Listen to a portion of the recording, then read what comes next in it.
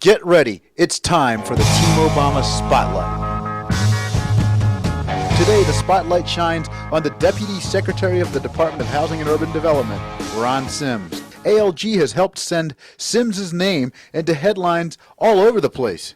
He was even the topic of a radio spot from ALG President Bill Wilson. Obama's Assistant Secretary of Housing and Urban Development, Ron Sims, has come under fire for using taxpayer dollars to return home to Seattle on so-called business trips.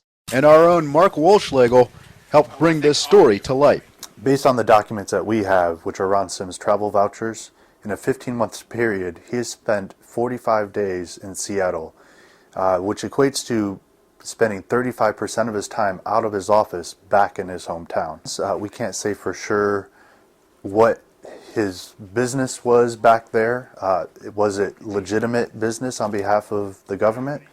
Or these thinly disguised trips and personal excursion back to his hometown using taxpayer money? Now, this may seem like a bad recurring habit of Mr. Sims.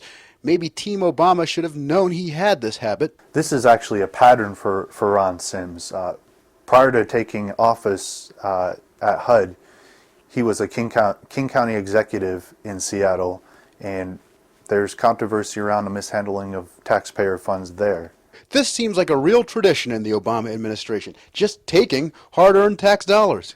This money that is being spent is coming from people that are working hard. Our current economy, jobs are scarce, and the people that do have jobs work very hard just to provide for their families, to make ends meet.